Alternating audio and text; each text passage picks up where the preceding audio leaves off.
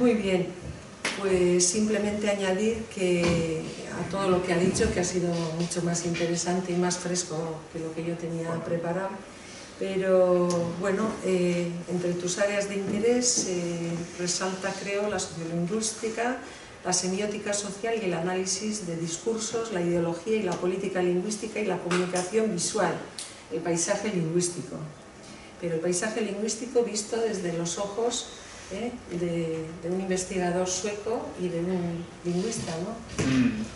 Y no de un geógrafo, que suele ser un poco también complementario, pero quizá distinto. Bueno, la conferencia de hoy nos presentará los resultados del estudio comparativo, tal y como él ha indicado, sobre los paisajes lingüísticos vascos y gallegos, y en concreto de los rótulos y señales en el espacio público. Es también, bueno, sorprendente que sea el Consejo Científico Nacional sueco el que afortunadamente subvencione esta investigación. Bueno, entonces pondré en relación la lengua y la tipografía para luego situar la discusión en el marco más amplio de las transformaciones socioculturales de las sociedades vasca y gallega. Nada más. Ongi etorri eta eskerrik asko deustura etortzea. Bueno, eskerrik asko. Sí, bien, eso de presentar los resultados no habría que modificarlo un poco porque está todavía en curso este estudio, ¿no? Entonces llevo 1 año y medio de 4. Y bien, lo que le voy a hablar hoy pues es un tema que igual se puede decir que no tenga mayor importancia, ¿no? Esta es por lo menos un poco la imagen que se tiene al hablar con gente de Galicia y País Vasco, pero pues a mí me interesa mucho, ¿no? Y de hecho, desde que empecé a fijarme en esas letras, llamadas letras vascas, o letra gallega, o letra castelao, más bien lo llaman ahí, pues las veo por todas partes, ¿no? Entonces, están pues en todo tipo de soportes, ¿no? Fijos, móviles, más efímeros, pegatinas no figuran aquí, pero hay un montón de pegatinas, obviamente. Como siempre saben, me he interesado por las pegatinas. Pues se ven en pueblos, en ciudades, en señales y géneros pues, comunicativos de todo tipo, ¿no? No hay casi área, diría yo, donde no hayan entrado, ¿no? Perdón. ¿O qué es? Y lo que hay que pues, dejar claro desde el principio es que no se trata de una letra vasca, ¿no? Ni de una letra gallega, sino pues son dos conjuntos de formas tipográficas que tienen sus rasgos comunes, ¿no? Eso. Y que tanto en el caso gallego como en el País Vasco, como en el caso vasco, pues hay gran variación, ¿no? Esto es solamente un par o algunas de estas diferentes fuentes que existen hoy en día. Mucho gusto a todos. Yo soy Johan, soy sueco y estoy aquí hoy para hablar sobre lo que se suele llamar pues, la letra vasca y la letra gallega, ¿no? Y acabo de dejar claro que pues, no se trata de una letra gallega ni una letra vasca, sino que es pues, lo que pongo aquí como dos conjuntos de formas tipográficas que tienen sus rasgos comunes, que están por ahí en todo tipo de soportes, como vimos en la otra imagen, ¿no? En todo tipo de géneros y soportes en el espacio público, ¿no? Y bien,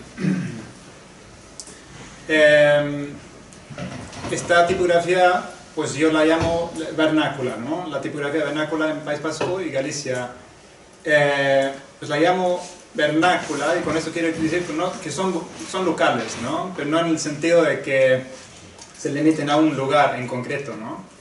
Físico, social, sino más bien se utilizan para producir lugares, ¿no? Y localidad, para territorializar lenguas, identidades y comunidades, ¿no? Pero también, y eso que vamos a ver, todo tipo de prácticas y servicios y mercancías hoy en día, ¿no? Se territorializan, se localizan por medio de estas tipografías, ¿no? Y entonces hay muy poco escrito desde aquí y obviamente desde fuera también sobre estas tipografías vernáculas. Aquí hay un estudio publicado por el gobierno vasco en el 94 de un estudioso que no conozco, Cortadi Olano se llama, que cito: no existe un tipo de grafía vasca fijo y rígido, invariable e inmutable, sino que sobre un núcleo original y estándar caben y se han dado a lo largo de la historia múltiples variantes, estilizaciones y deformaciones de una misma tipología gráfica o estructura sígnica. Entonces pienso que esto resume bastante bien lo que tenemos delante de nosotros, ¿no? Lo que un poco quisiera añadir a esta primera descripción, acercamiento, pues es que lo mismo se puede decir sobre lo que se llama la letra gallega. Ahí casi no hay nada escrito, ¿no? sobre lo gallego. Lo interesante para mí es que se da una historia paralela, ¿no? En Galicia, y podemos verlo después, espero. Es un conjunto, otra vez, de tipografías que tienen unos rasgos salientes, ¿no? Estéticamente. En el caso gallego, un poco más decorados, ornamentados, más al estilo celta quizás. En el caso vasco, más rectas, más rústicas, pero sí mucho también en común, ¿no? Y estos conjuntos tipográficos han sido objetos de un proceso de esta palabra no me lo sé en castellano, enregistrement. Es una palabra que proviene de un antropólogo americano, Asifaga, no sé si les suena, recomiendo fuertemente sus estudios, Asifaga, sobre lengua y cultura, sociedad, ¿no? Él habla de enregistrement y pues es un proceso por el cual cualquier fenómeno social, cultural, un recurso, como puede ser estas tipografías, se convierten en emblemas sociales, ¿no? En determinado momento de la historia. Y es lo que pasaba aquí, ¿no? Lo que pongo aquí abajo, quizás entonces también para matizar y para un poco describir la diferencia también entre lo vasco y lo gallego. Obviamente aquí en el País Vasco estas letras están mucho más extendidas que en el caso gallego, y la conexión lengua, tipografía, territorio, pueblo, pues es más fuerte en este caso, ¿no? Que en el gallego. Pero hay muchísimas más semejanzas, las que me interesan cuando me acerco a este tema. ¿Qué diferencias me parece?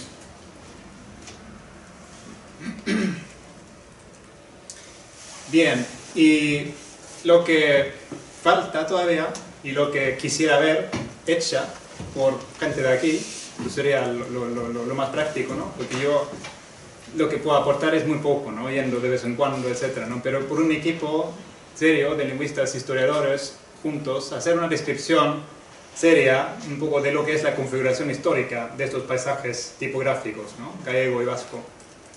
Y de lo que Jan Blommaert ha llamado The History of Becoming of the Lexical Orders, que regulan las variedades de estas tipografías vernáculas.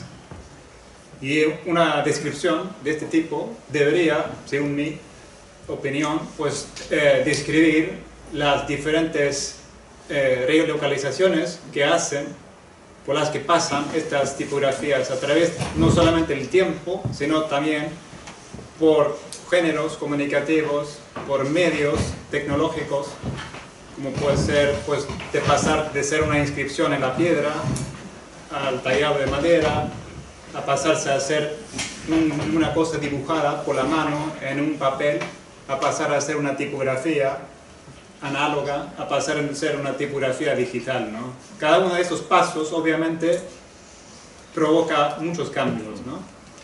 En todos los sentidos. Entonces, una descripción de esa trayectoria histórica de esas tipografías debería tomar en cuenta toda una de esos pasos, ¿no? Aquí pongo solo algunas, ¿no?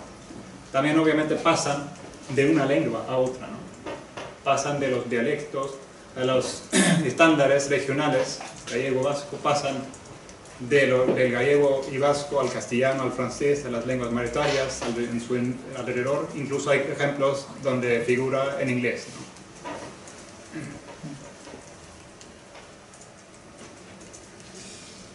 Bueno, estamos muchos en la sala, pero en cualquier momento párame si digo algo que parece raro, ¿no? O que no entiendan o que quiera que repite, ¿no? No sé si me oigan al final también. Sí, me oigan. Sí. Bien, y esto para explicar un poco mi acercamiento a esto, ¿no? Como dije antes, es parte de un estudio mucho más grande, ¿no? Que estoy haciendo. Y el título del estudio pues está traducido del inglés en este caso, pero lo pongo como Orgullo y lucro en los paisajes semióticos de Galicia y el País Vasco, ¿no? Y parto de unas observaciones de otras minorías etnolingüísticas en el mundo, hechas por Monica Heller y Alexandre Duchesne, en un libro que pues lleva ese título, ¿no? Pride and Profit.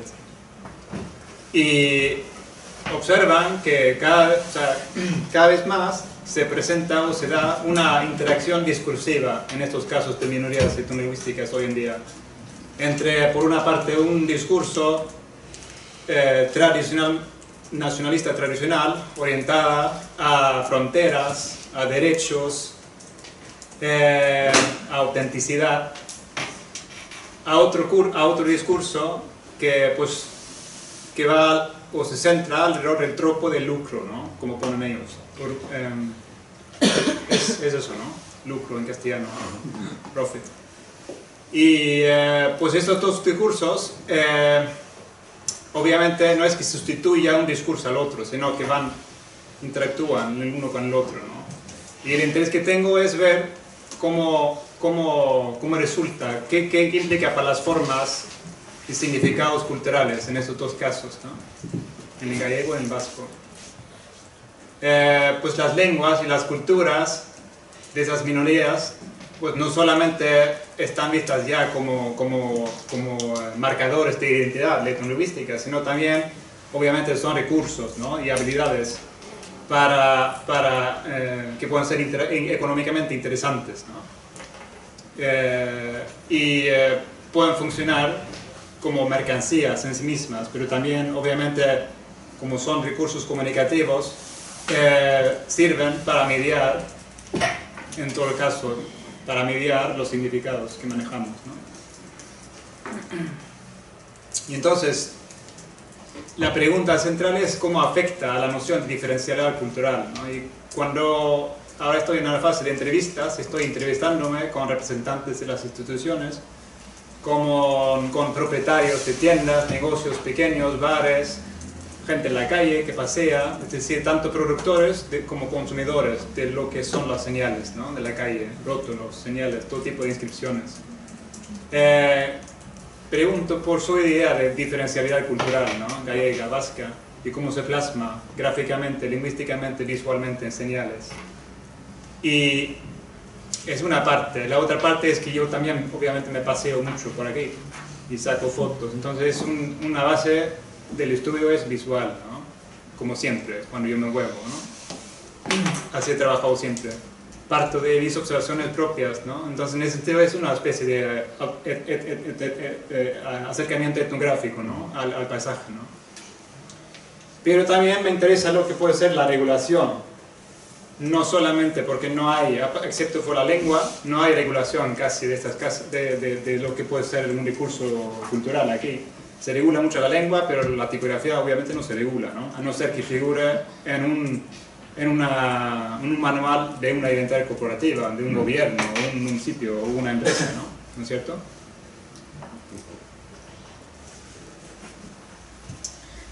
Bien, el paisaje lingüístico, para orientarles un poco, es un término que sale dentro de la sociolingüística.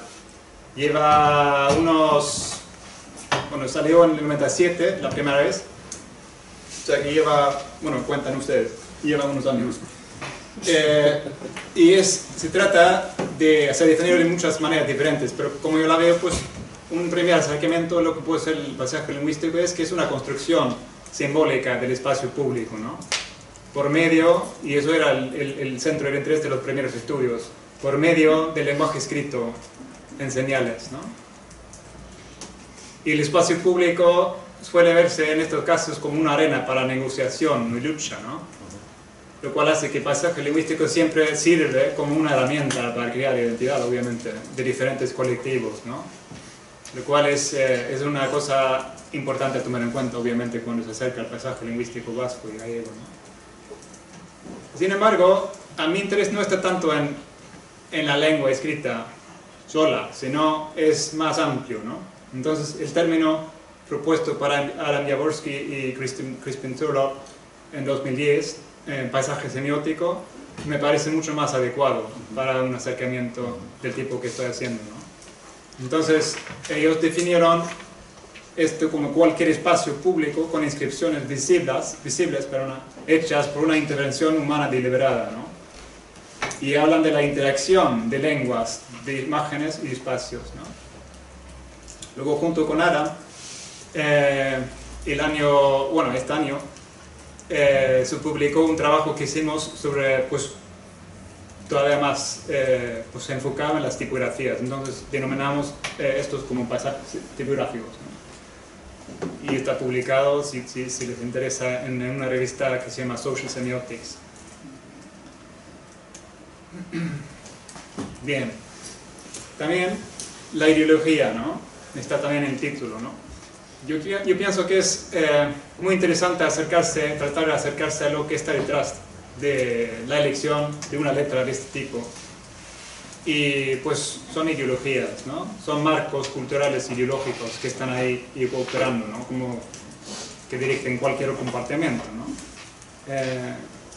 Y para ver, la ideología lingüística es una cosa que se ha trabajado mucho en la antropología lingüística, en Estados Unidos sobre todo, pero también mucho en la etnología lingüística en Europa y en la sociolingüística últimamente. Y pues la ideología lingüística se puede definir como las valoraciones y ascripciones sociales que se hacen en una lengua determinada a su uso y a sus usuarios, ¿no? Y como dejó claro Katrin Bullard, pues sirve de enlace, mediador, ¿no? Eso me parece importante, entre estructuras sociales como puede ser la nación, una comunidad cualquiera, ¿no? Y formas lingüísticas, como pueden ser las lenguas, pero también otro tipo de recursos semióticos, ¿no? Como los diferentes registros de una lengua o una tipografía, ¿no? ¿De acuerdo? Entonces, amplío un poco este acercamiento otra vez, ¿no? Anterior, de otros estudiosos. Y las ideologías lingüísticas lo que suelen provocar es una naturalización de la relación entre estructuras lingüísticas y sociales, ¿no? De la manera que no se percibe como nada construido culturalmente, socialmente, sino que es lo que pasa, ¿no? Aquí se habla de la letra vasca, ¿no? Se piensa que es una letra vasca que es vasca y punto, ¿no? Y está ahí, ¿no? Ese es un ejemplo obvio de una naturalización, ¿no? Obviamente no es así, ¿no? Ni es vasca ni es una, ¿de acuerdo? Pero es letra. Letra, sí. O tipografía. ¿Esa que consideramos letra vasca se utiliza en algún otro sitio del mundo? Sí. Sí, ¿no? Sí, sí. Pero yo no la he visto. Yo sí. En muchos sitios. Es eso, una vez te empiezas a fijar, sí, lo vas a ver, ¿no? Lo vas a ver. De hecho, en esa historia que dije que quisiera haber hecho, ¿no? Habría que pararse en un momento decisivo en lo que es la diáspora, ¿no? Gallega y vasca, ¿no? En las Américas. Y en las revistas que hicieron ahí, pues en las cabeceras es donde realmente se cultiva mucho, ¿no? Luego la editorial, como puede ser una editorial importante como Ekin en Buenos Aires, también, ¿no? Todo lo que es sus tapas, sus portadas, trabajaba mucho esta tipografía, pero junto con otra, ¿cómo se llama? Simbología, la ornamentación vasca, ¿no? Bien, una ideología tipográfica entonces, ¿no? Para otra vez achicarlo un poco, serían las ascripciones sociales que se hacen a determinada forma o estilo tipográfico a su uso y a sus usuarios, ¿no? Y aquí también me baso en Jürgen Spitzmüller, un colega que está ahora, acabó de tomar el catedrático después de Ruth Budak en Viena, ¿no? Y es un nombre a tener en cuenta, ¿no? Cosa que hace él está muy bien todo. Está en alemán e inglés, ¿no? Pero recomiendo fuertemente. Y he hablado de ideología gráfica mucho, ¿no? Entonces aquí pues achico un poco, ¿no? Bien. Lo último, digo esto a todos que están presentes, tanto estudiantes como profes, pues de teoría, ¿no? Es bien ahora, ¿no? Luego ya entramos un poco en las imágenes, ¿de acuerdo? ¿Aguantan? Sí. Sí. Yo me canso ya de hablar. Bien. Hablé antes de marcos, ¿no? Teoría de marcos. Esta pues, es un campo tremendo, ¿no? En muchas disciplinas sociales y está hace los años 60, 70 y está en auge tremendo, ¿no? Entonces hay que especificar un poco lo que se quiere decir con un marco, ¿no? Frame en inglés. Pues un marco, como yo lo veo, pues es un conjunto más o menos coherente y públicamente reconocido de presuposiciones ideológicas. Y este marco determina qué es lo que se ve como un comportamiento adecuado, ¿no? Y esto está basado en Goffman, obviamente, el que es el gran pionero del estudio del marco, ¿no? Y un marco ideológico puede ser articulado por la presencia de una lengua particular, pero también, y eso es interesante entonces, como dice Nicholas Copeland, por particulares tipografías y otros recursos semióticos. Sin embargo, los marcos no son estáticos, ¿no? No es que se crean una vez y luego ya perviven y son igual así de importantes en una sociedad durante toda la historia, ¿no? Cambian, obviamente, ¿no? Y ni están completamente separados. En un paisaje semiótico como el que tenemos delante de aquí, pues están presentes varios marcos ideológicos a la vez, ¿no? Y no están operando separadamente, sino pues se confluyen, ¿no? Y obviamente se negocian, ¿no? Como siempre, ¿no? En luchas sociales, ¿no? De poder local.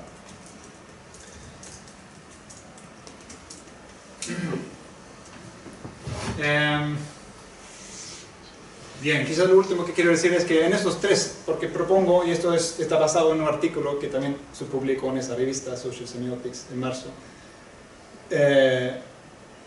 donde argumenté que hay como tres marcos ideológicos que actualmente determinan las elecciones que se hacen de la letra vasca y gallega, ¿no? En el espacio público. Y pues en todos esos marcos la tipografía vernácula pues cumple la función metacultural de producir y representar diferencialidad cultural, ¿no? Pero, y eso es lo importante, esta función metacultural pues se valora de distintas maneras en cada uno de los marcos, ¿no? Y esto voy a intentar ilustrarlo un poco ahora. Dejo primero mirar un poco.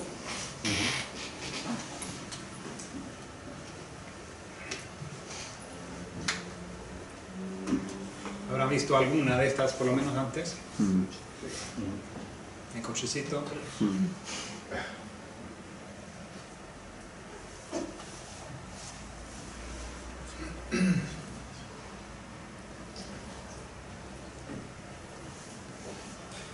Bien, el primer marco pues lo llamo resistencia a reivindicación cultural, ¿no? Y es una cosa que está basada en unas ideas ideológicas de que existen cosas como una cultura, una lengua, una tipografía que pertenezca a un pueblo, una comunidad, un territorio en concreto, ¿no?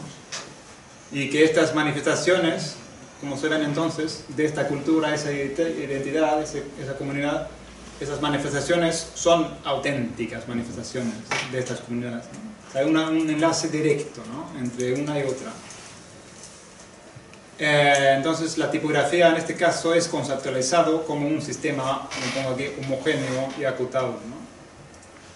Y confluyen, o sea, hay huellas de elecciones hechas, motivadas por este marco en los 70, en los 80, en los 90, obviamente, en el mismo espacio público de hoy, ¿no es cierto? Porque estas marcas, estas huellas quedan en el espacio, algunas más que otras, ¿no? Las pegatinas se borran, ¿no? Las pintadas muchas veces se borran, ¿no?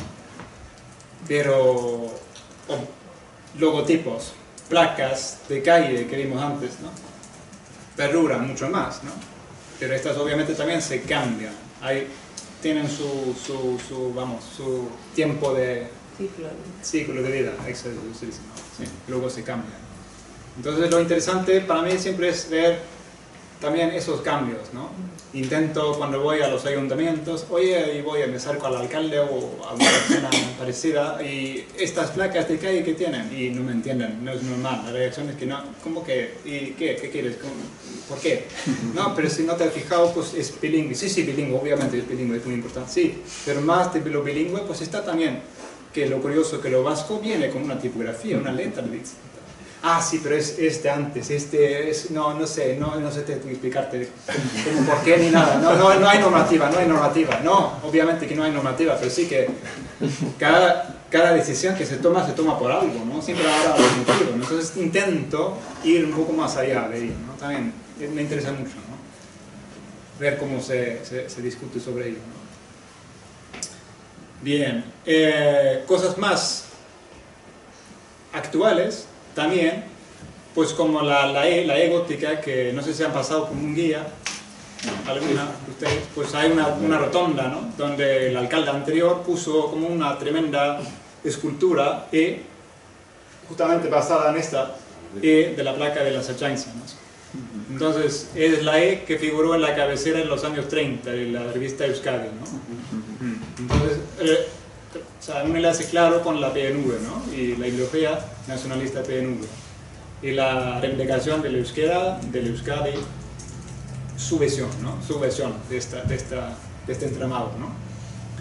Y claro, cuando la pusieron en las placas de los coches hubo un debate, ¿no? Obviamente, ¿no? Y luego el gobierno socialista quería, pues, cambiarlo y no se cambió y quitaron la picuriña, pero no la letra, ¿no? Sigue. Cosas así, ¿no? Entonces está ahí, y para mí, pues, que estos son ejemplos de decisiones tipográficas que son tomadas motivadas por este marco, ¿no? De resistencia cultural, reivindicación cultural. ¿Me siguen? Lo interesante es que también hoy en día, pues, con la facilidad de utilizar, gracias a las digitalizaciones, gracias, que se ha hecho de estas letras, hoy en día se utilizan en cualquier ordenador, en cualquier punto del mundo, ¿no? Entonces, lo que se ve hoy en día es mucho, y se veía antes también, pero todavía más, ahora las asociaciones vascas, gallegas en el mundo también, pues, aplican esto todavía, ¿no? Y para mí, pues, siguen siendo motivados principalmente por motivos de orgullo, ¿no? De pertenencia a esta cultura, muchas veces un poco idealizada, y la visión que tienen, pero sigue siendo este el motivo, ¿no? Y ponen esa letra, ¿no? En sus logotipos, como figuran aquí.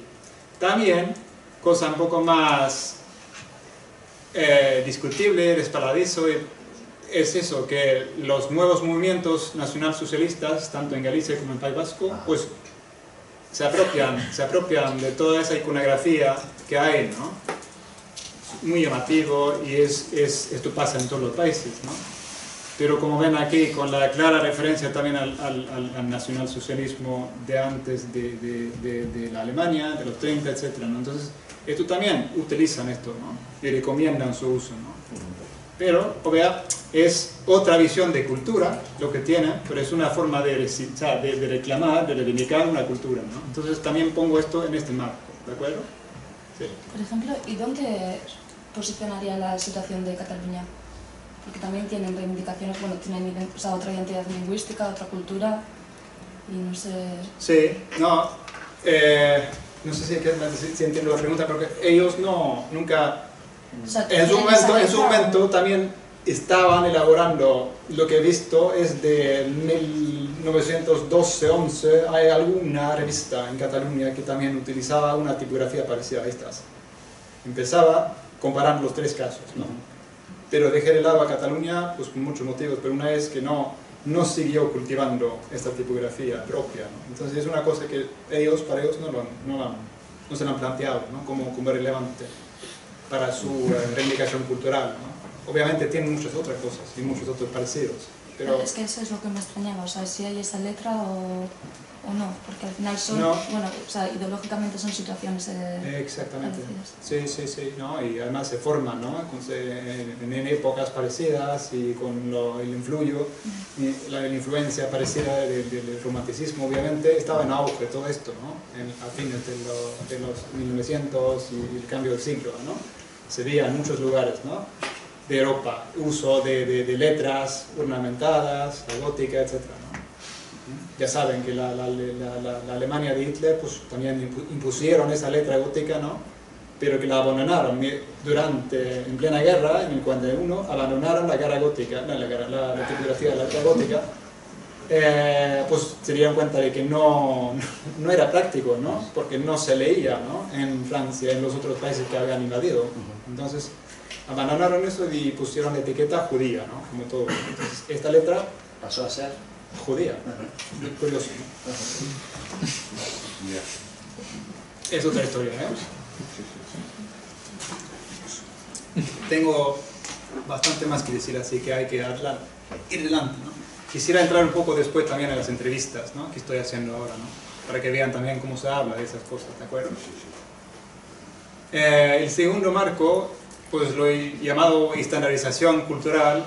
Obviamente esas etiquetas se podrían reformular, poner de otra manera, pero es una cosa que tiene mucho que ver con la fase de las dos comunidades donde pasan por la institucionalización, ¿no? Donde quieren aparentar, quieren ser más o menos estados, aparentar ser estados normales, tener una administración propia que funcione como cualquier de un país moderno, ¿no? Y pues ahí se ve claramente en muchos diferentes tipos de géneros, soportes, cómo se borra, desaparece estas tipografías, ¿no? Tanto pues de placas de calle, cuando establecen nuevos estándares, si no fuera tan costoso, yo argumentaría que no quedaría casi ninguna de estas tipografías, ¿no? Es un proyecto muy costoso, obviamente, ¿no? De imponer una nueva, y los ayuntamientos no tienen los recursos, pero cuando hoy en día sacan un nuevo estándar de placa de calle, siempre desaparece y no se comenta. Lo que se comenta es a nivel lengua, ¿no? A ver, y nombre, obviamente, topónimo, ¿no? A ver, ¿cómo llamamos a esta calle, ¿no? ¿En qué lengua lo ponemos? Pero el aspecto visual gráfico, ni...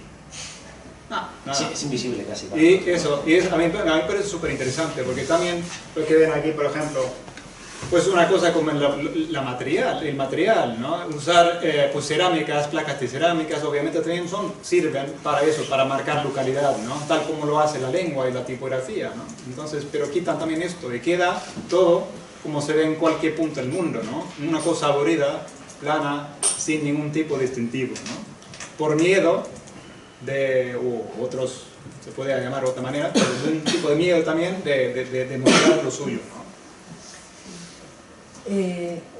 Considero respecto a las placas que quizá el cambio de tipografía nos puede servir en las sociedades bilingües a identificar qué parte de la placa es el nombre de la calle en castellano y qué parte de la placa es la versión en euskera de ese nombre o al revés.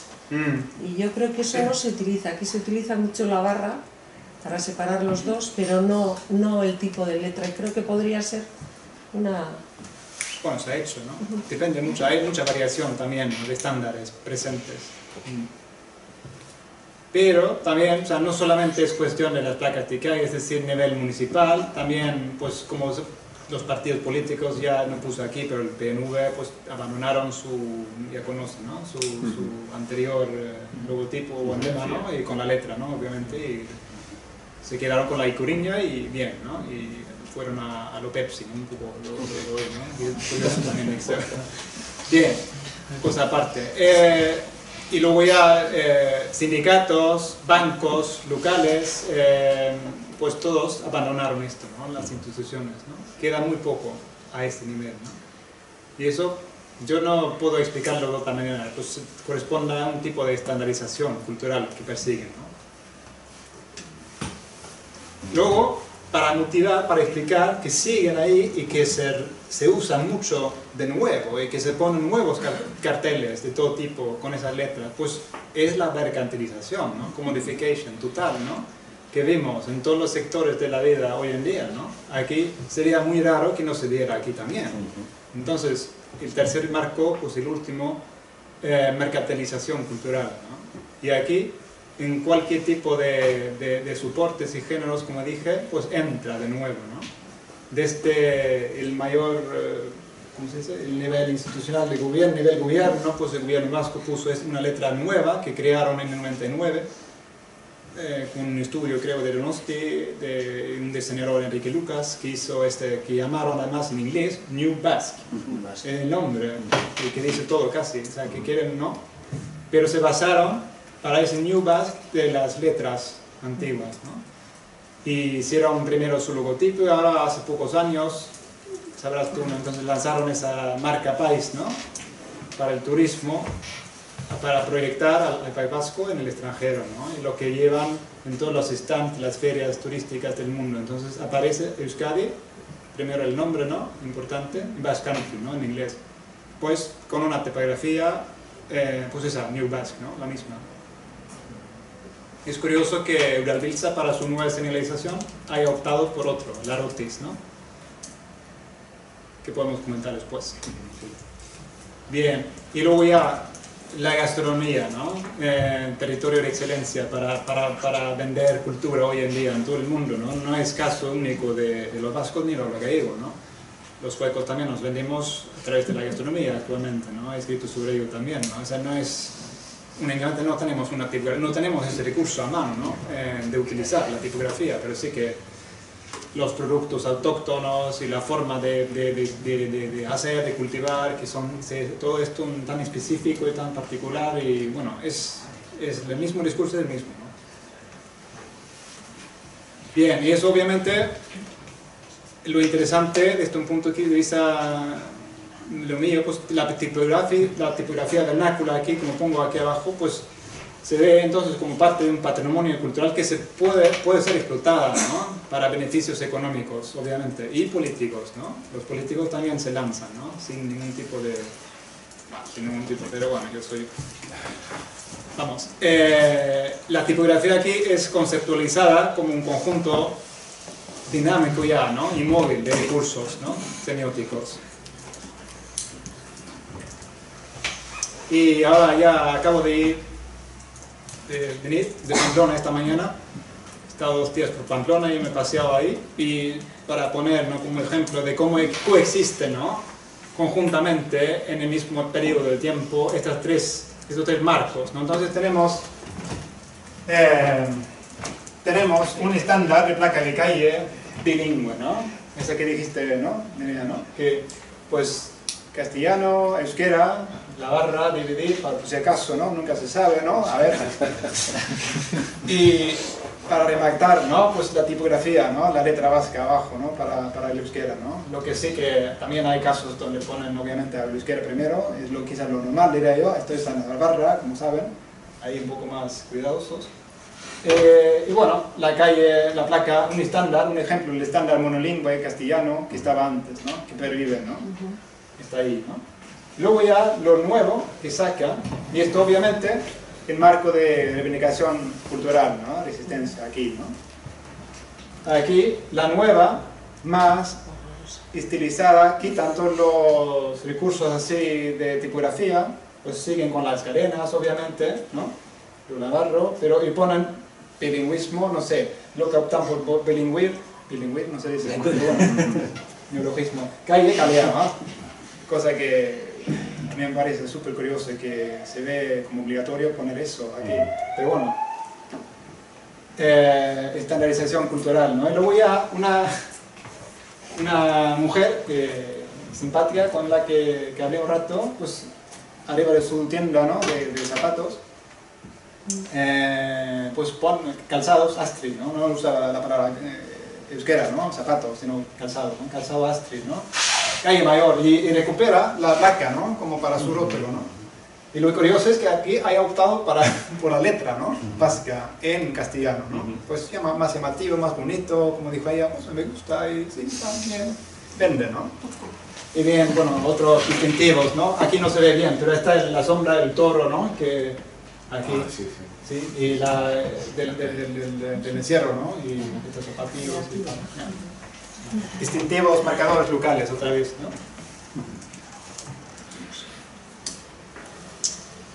¿Cuánto tiempo me queda? Pues unos 10 minutos. ¿Para hablar yo o para discutir? Para hablar.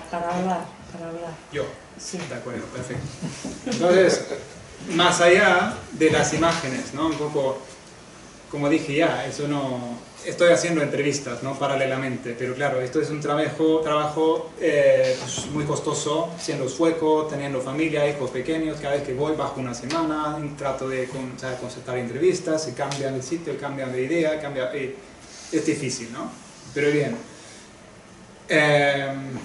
Lo que me interesa ver un poco hoy es en qué medida y hasta qué punto, en qué sentido esas tipografías vernáculas se ven como disponibles, ¿no? Hoy en día para representar la diferencialidad cultural, lo vasco, lo gallego, ¿no? Y cómo, de algunas maneras, estas tipografías se conectan o reconectan o desconectan, desacoplan, no sé si se usa esa palabra, desacoplan, ¿no?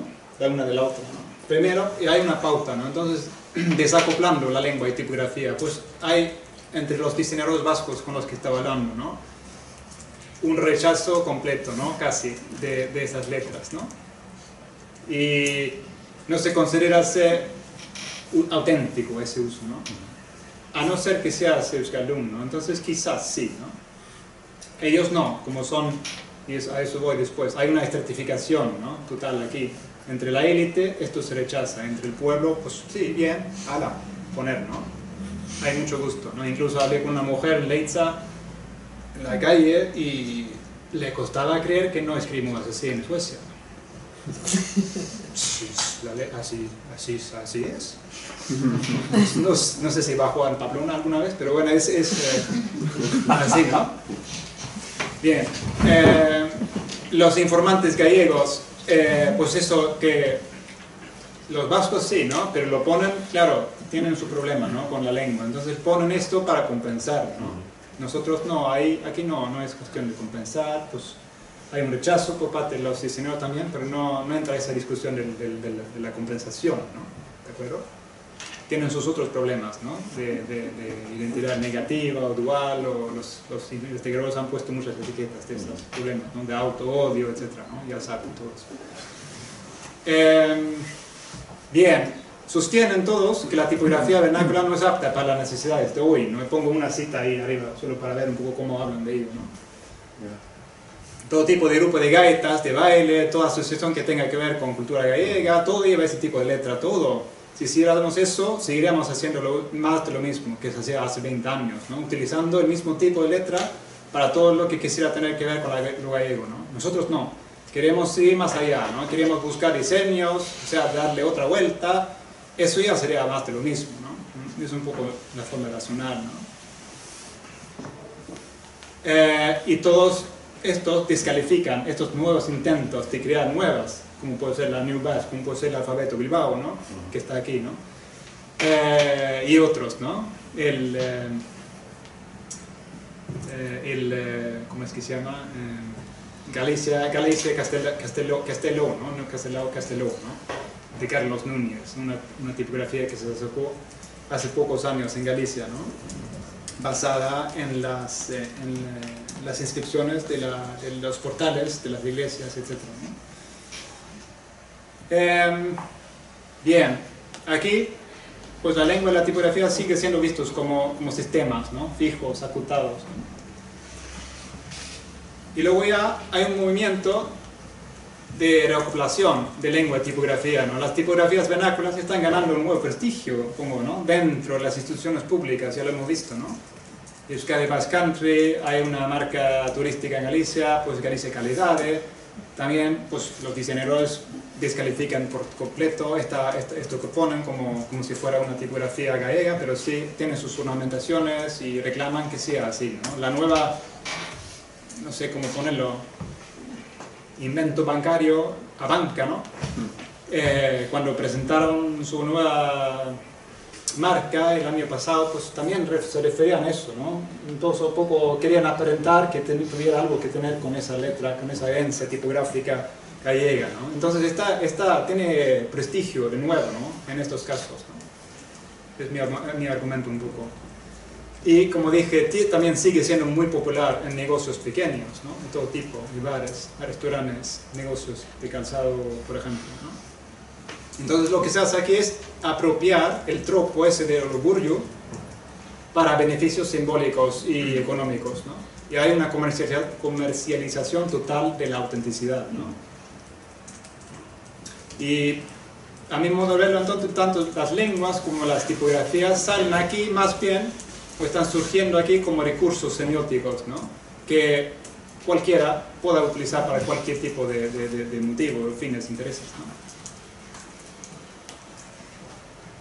Bueno, aquí a modo esquemático hay una tendencia también, no voy a entrar mucho en ello porque necesito todos los datos, todas las entrevistas, ¿no? Pero hay una tendencia, ¿no? A propósito de la lengua, que de generacional también, ¿no? Cuando estoy hablando con gente en general, veo que tanto en Galicia como en País Vasco, pues la generación más mayores, pues son más escépticos, ¿no? Frente a la lengua, ¿no? A su uso, a su futuro, etc., ¿no? Mientras que en las nuevas generaciones hay más optimismo, ¿no? Y eso quizá tenga que ver con el hecho de ser joven, con ser optimista, no sé, yo no podría elaborar en ello, ¿no? Pero lo interesante, y eso tengo un poco más fundamento, ¿no? La tipografía, hay una visión muy estratificada, ¿no? Las élites, los diseñadores obviamente pertenecen a esta categoría, pues son muy escépticos, ¿no? Y rechazan, ¿no? Como dije, mientras que pues entre el pueblo, los trabajadores, los rutulistas, voy a ir a ellos después, ¿no? De pueblos, gente que trabaja, ¿no? A mano con esas cosas, a ellos les encanta todavía, ¿no? Y son ellos que al fin y al cabo muchas veces ponen, ¿no? Entonces,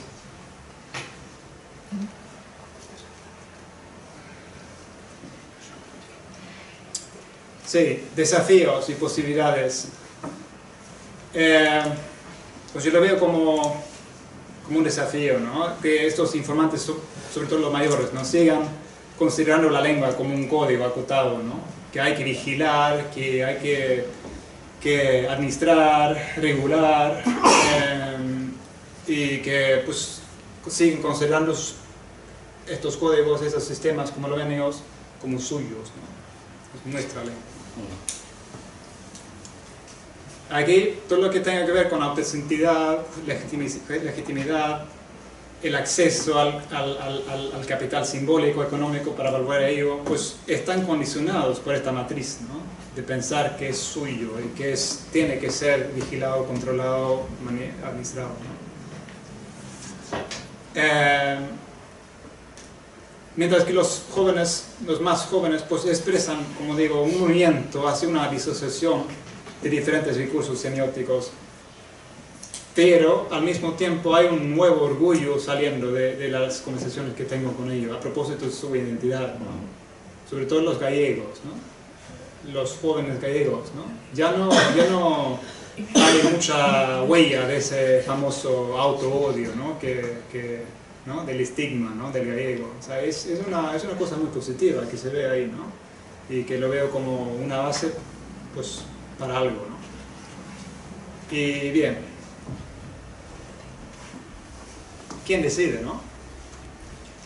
Pues muchos informantes, desde las instituciones hasta los pequeños negocios, sostienen que no son ellos, lo que dije antes, ¿no? Los que deciden si usar una letra vernácula o no, como razona una mujer aquí. Y el origen del logo de la elección gráfica, de grafía, fue una propuesta de una empresa gráfica. Ellos nos hicieron esta propuesta. Es verdad que esta la lengua es la que nos gustó, ¿no? Porque esta letra tiene claras reminiscencias de una posible, no es que sea la grafía básica, pero es que te trae algún eco lejano de una tipografía que por ahí hayas podido ver, ¿no? En Euskadi. Obviamente hay gustos en juego aquí, ¿no? Pero claro, no son ellos los que deciden, ¿no? No. Bueno, yo argumentaría que de la misma manera que cuando nos sentamos a escribir en el Word o cualquier programa, ¿no? El software, el PowerPoint, ¿no? Hay un default, ¿no? Hay un estándar que nos presenta una serie de opciones, ¿no? Y aquí, pues, los diseñadores, los estudios, los rotulistas de los pueblos vienen con su pequeño catálogo. A ver, aquí son las placas, son las 3, 4 modelos que tenemos, a ver, ¿qué te gusta más? ¿No? Entonces, eligen, obviamente eligen, ¿no? Pero no quieren saber que haya, ¿no? Están ciegos a ese poder de elegir que tienen, ¿no? Pero obviamente es una elección restringida, ¿no? Y que va por modas, ¿no? Y bien, para terminar, ¿no? Entonces, ¿por qué eso me parece tan bonito, ¿no? Son modas, ¿no? Y siempre lo eran, ¿no? Siempre existían las modas. Este es del 1929, el Día de Galicia, en el pueblo gallego, el poeta Rafael Diestre, ¿no? Hizo esta, no sé si se ve, quizás si se apaga la luz. Dibujó como una línea divisoria de la escena poética y estética del momento, ¿no? De la Galicia. Y pusieron algunos poetas, que llamó los académicos, y resumió, está aquí, ¿no? En la línea. Resumió su forma de ser como con 3 palabras, ¿no? Nostalgia, anécdota, corazón, ¿no? Mientras que los noviestetas, plasticidad, sugerencia, cerebro, ¿no? Y no sé si se ven, pero bueno, cada título de los poemas que pone, ¿no? Para ejemplificar su análisis, lo he puesto con la letra gallega, una variante otra vez, ¿no? De la letra griega y el nombre del poeta también, ¿no? Mientras que aquí abajo está jugando, ¿no? A la vanguardia bastante, ¿no? ¿Ven? Claramente, ¿no? Y para mí, pues es un ejemplo buenísimo, precioso, además mucho más bonito de lo que yo podría hacer, de un análisis de marco temprano, ¿no? Bien, muchas gracias, ¿no? Por escucharnos.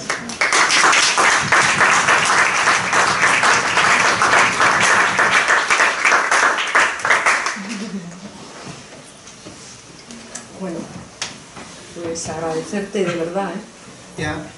Tu aportación y tu visión desde Suecia hacia nosotros y hacia las tipografías y hacia el paisaje lingüístico. Y no sé si hay alguna pregunta, algo que queráis comentar. Yo sí quería preguntarte, Johan, ¿cuándo empieza todo esto? ¿Cuándo nace una letra que se puede considerar diferenciada de la universal? Sí. ¿Cuándo empieza en lo gallego y en lo vasco? Sí. Es pregunta muy importante y obvia, ¿no? Yo también me la he hecho. No entré en esa pregunta porque no me siento capaz de dar una respuesta, ¿no? ¿Cómo se dice? Sí, ¿no? Definitiva, pero más o menos definitiva. Y por eso que incito a que se hagan más estudios aquí, ¿no? Porque es donde se tiene que partir, ¿no? Tiene que haber una banda de antropólogos, lingüistas, historiadores, arqueólogos que hacen un estudio de esto. Porque mucho, y eso es un poco lo que se ha escrito aquí, que he comentado yo en otros estudios, cosas que he escrito, pues nace. Y yo creo que el paso clave está en el paso de la estela, en este caso, de ser una letra grabada en piedra, ¿no? Por artesanos locales que lo hacían a su manera, pero con una clara base romana, ¿no? A ser recuperado por un antropólogo, en este caso Louis Collat, un francés de la parte de Paralde, que publica una obra en el 1923, ¿no? Que recupera sobre todo en la parte de Paralde, Navarra, ¿no? Estelas, ¿no? Lo interesante es que yo tengo ese libro, una reproducción de ese libro, entonces he estado mirando y no está tan presente esta letra. Hay un montón de variedades de letra, ¿no? La mayoría con muchas más secas, ¿no? La romana típica sin ornamentos, ¿no? Pero vinieron los tempranos nacionalistas, regionalistas, los inspirados por el movimiento romántico, y se apropiaron de ello, ¿no? Y dijeron, bueno, ala, esta es la letra vasca, ¿no? Y crearon un alfabeto, pero destilado de esta riqueza, ¿no? tipográfica y gráfica que había, ¿no?, en las estelas, y no querían ver lo demás. Entonces ya es un paso decisivo, porque ya ponen en esas revistas que dije, los primeros diarios, como pues de la Galicia, el diario de Vigo, en 1920, 22, por ahí, ¿no? Aquí en Euskadi, en otras, ¿no? Y muchas en Argentina que he estado mirando, pues ponen esas letras, ¿no? Y ya queda como establecido, ¿no? Es la letra vasca, es la letra gallega, ¿no? Y Castelao fue la figura fundamental, ¿no?, como para mucho en el caso de Galicia, ¿no?, que él puso en sus trabajos, no sé si conocen, ¿no?, a sus trabajos, ¿no? Y él era mucho más dado también al dibujo y a lo gráfico, a la ilustración que los nacionalistas de aquí, ¿no? No lo trabajaron, él tenía esas dobles competencias de político, y poeta y ilustrador, ¿no? Muy importante la figura de Castelao en este caso. Por eso que se llama, o se habla más bien de la letra Castelao ahí, que la letra gallega, ¿no? Aquí es la letra básica. Pero luego vinieron los de Sargarelos, por ejemplo, ¿no?, otras en los 70, 60, y crearon todo el laboratorio de formas, y crearon una tipografía muy diferente, ¿no?, pero a partir de esta, muy estilizada, mucho más fina, y que sigue utilizando en sus productos. A ver, ahora me perdí. Sí, es ese un poco el paso, el origen, ¿no? Pero obviamente yo quisiera remitirme todavía más en la historia, porque obviamente se basan incluso se puede decir que esto, recuerdan esa imagen que dije, bueno, pasan en la trayectoria histórica de esos pasajes lingüísticos, por diferentes espacios, pasan por diferentes soportes, pasan por diferentes lenguas, pues la lengua origen es el latín. Pero la grafía, en utilización, lo que es escrita, no en la tumba vasca, que es la obra que han dicho, ahí se ve que igual ha sido la base para luego estandarizar lo que se ha llamado la letra vasca, todo lo anterior que hoy en escritos, en manuscritos, están utilizando la grafía del momento. O sea, si están hablando, es que el mismo castellano, o sea, a lo largo de la historia, en escrito, no estoy diciendo ya en soporte duro, en pared, o sea, en piedra, o sea, la grafía que ha cambiado. De una cursiva, o sea, hay un montón, la bastardilla, la otra, o sea, lo que es en escrito. Y en euskera, lo poco que yo he visto manuscrito, pues se está utilizando según una gótica, por ejemplo, el let, la palabra latina ahí, que tiene su abreviatura, que en los ordenadores lo utilizamos, se utiliza mucho en inglés para li, bueno, en un manuscrito en euskera, utilizado, no en alguno más, utilizado para letra. Está utilizado para el lugar de tal. Sí. ¿Cuál es la razón, creo, de que haya solo, casi exclusivamente mayúsculas? Yo creo que se utiliza más la grafía vasca, más en lo que la bibliografía que has citado tú de los años 20, 30, sí, que luego se retoma con la democracia, o sea, con la democracia, sí, yo creo que se utiliza sobre todo, recordadas, en letras mayúsculas. Claro. Sí. No tanto en el texto, por ejemplo, pero si tiene mucho que ver con eso, los soportes, ¿no?, que dije, o sea, si grabas en piedra, no grabas minúsculas, y también, pues es para textos minimales, ¿no? Son textos para el espacio público, no figura en texto de libro, es decir, si figura en imprenta es siempre cabecera, no otra cosa, ¿no? Y lo mismo pasa en Galicia. Sin embargo, pues ahí se han sacado tipografías digitales que también introducen la minúscula, ¿no? Y bien. Voy a hacer una pregunta igual un poco estúpida, pero en vez de pensar en el pasado, de cara al futuro, ¿te imaginas el formato digital, el paso de la piedra a la madera y de la madera al papel y ahora el digital? ¿Prevés usos tipográficos en nuestras redes sociales, por ejemplo? ¿Veremos usos tipográficos, usos tropos de orgullo? Sí, perfectamente. Incluso ya hay, ¿no? O sea, tengo tengo un archivo grande, ¿no?, de imágenes. Y Facebook, el mismo logotipo de Facebook lo tengo en letra vasca, por ejemplo. O sea, una persona que, ¿no?, la ha puesto y pone, ¿no?, y sus grupos, ¿no? Y en la red hay muchísimo, ¿no?, uso de estas letras, ¿no?, por parte de todo tipo de iniciativas, ¿no?, con sus ideologías, ¿no?, y es otra cosa que estudiar, ¿no? Yo me he centrado sobre todo en lo que se ve en la calle, ¿no?, en el espacio público, concreto, físico aquí, ¿no? Luego ya la red había algunas, ¿no?, en esa presentación, pero poco. Sí. Bueno, de hecho, durante bastante tiempo he estudiado todo lo que tenía que ver la simbología o la estética del mundo online vasco, particularmente de todo lo que tiene que ver la diáspora vasca. Sí. Y ahora me acuerdo de haber explorado el tema de las tipografías, porque claro, realmente los soportes han cambiado y yo me acuerdo cuando todas estas tipografías pasaron a ser digitales y te las podías descargar gratuitamente, etcétera, etcétera, y aparte de la New Basque tenías la Berría, la TT, etcétera, etcétera, tenías como 4 o 5, Sí.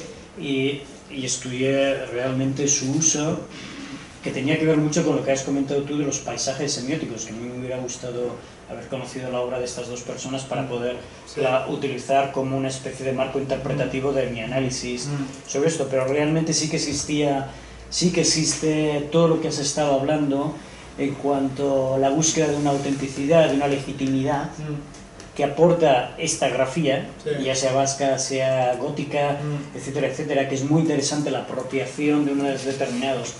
Lo que yo ya no tengo tan claro es la diferenciación cultural. Indudablemente, todo es la gente que ahora mismo nos manda un documento con el Times New Roman y el que te lo manda con una grafía Arial, pues posiblemente podríamos extrapolar que uno tiene una tendencia germánica y el otro una base latina. Pero realmente lo que no Estás hablando en serio, ¿verdad? Sí. Realmente a lo que voy es esa diferenciación cultural para muchísimas de estas grafías que se están utilizando, particularmente por comunidades diaspóricas, posiblemente la gallega también lo utilicen y otras comunidades, grafías tradicionales, para epígrafes sobre todo, porque son mayúsculas, no inciden tanto en la diferenciación cultural, sino en la homogeneización cultural. Sí. Sí. No es tanto decir, yo utilizo esto por lo cual yo soy vasco, no, yo utilizo esto para que el otro que se meta en mi página web o en mi blog entienda que tenemos un común interés. Sí, se puede decir, sí. Incluso he estado entrevistando con los creadores de la señalización de Udabiltza, ¿no?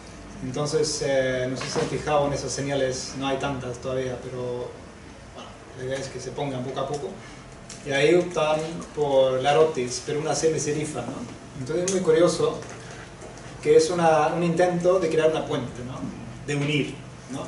Justamente es la palabra que utilizan, unir, ¿no?, no dividir, ¿no? Entonces, no dividir como se ha hecho ahora, perdón, si esté alguien aquí involucrarme yo, pues en la UPV con la EU-Type, ¿no? O sea que proponen una tipografía bilingüe, ¿no?, que divide a las dos lenguas otra vez, ¿no? Entonces de tratar de crear una tipografía para las dos lenguas, ¿no? Entonces, son dos visiones completamente distintas, ¿no?, de cómo se puede utilizar la tipografía, ¿no? Bien. Sí, al hilo de lo que decía Xavi, hasta donde yo sé, por ejemplo, los procesadores de texto Word no existen ya en letra vasca. En los procesadores, no. Puedes bajarte tú. Puedes bajar tú puedes instalar añadir al fácilmente. ordenador. Sí, es muy fácil. Así como hay una presión para que haya versiones de esos programas en euskera, no parece que haya una presión para que vengan también con el tipo de tipografía. ¿Puede explicar lo que decías al final de que las élites no estén por crear ese tipo para favorecer? ¿Puede explicar esa diferencia? Tengo otra presentación que he hecho, hablado sobre... Aquí ocurrió una cosa muy curiosa, ¿no? En el 2001, un artista alemán que trabaja en Suecia, reside en Suiza, ¿no?, Heinrich Sachs, y él vino aquí para hacer un proyecto en el espacio público, ¿no? Y él durante su infancia pasó mucho tiempo aquí también, se fijaba mucho en esas letras, ¿no?, y quería hacer algo sobre ello. Lo que hizo fue una subasta internacional, ¿no? Entonces se puso en contacto con un francés, Thierry, no es importante, es un tío que vive en Francia, que digitalizó a una veintena, casi una quincena de diferentes formas tipográficas que veía por ahí en Iparralde, ¿no? Y Navarra, a principios de los 90, ¿no? Y sacó esto a la venta, ¿no? Y se hizo con los derechos de explotación de esto, ¿no? Y montó como una pequeña cosa en la red para vender. No se hizo mucho dinero, pero el INRIC se puso en contacto con él para convencerle de que se ponga a venta en una subasta internacional, ¿no? Y contactaron con el gobierno vasco, obviamente, pero también con Microsoft, ¿no? Y otras empresas, justamente para ver qué... Y era todo un juego artístico, ¿no? Una idea de él, ¿no? Pero no eso, la imagen pública era que era muy serio, ¿no? La propuesta.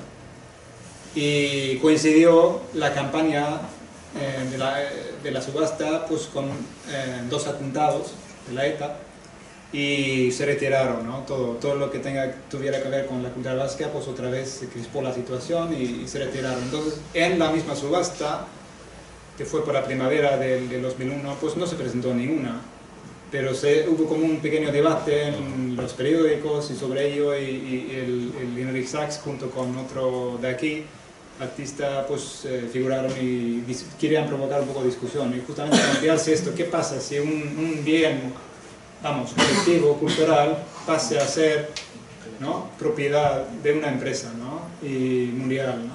Entonces me parece súper interesante el planteamiento. Entonces hice para una conferencia en Irlanda, hice como una presentación sobre ello, ¿no? Sí. Entonces hay cosas. Es un mundo muy interesante. Bien, ¿alguna pregunta más? No, cerramos la tienda. Y muchas gracias otra vez por venir tanta gente. Yo me quedé sin aire. Y ha sido muy lindo volver para los que vinieron tarde. Yo estuve aquí de Erasmus en el 97-8 y desde entonces no he pisado esos corredores, pasillos, pero pasé un tiempo aquí lindo con Galusignac, no sé si sigue, es una asociación de monte. Ah, Galusignac. La Galusignac, ahí me hizo amigos con una gente ahí, que voy a ver esta tarde. Así que bien. Muy bien. Vale.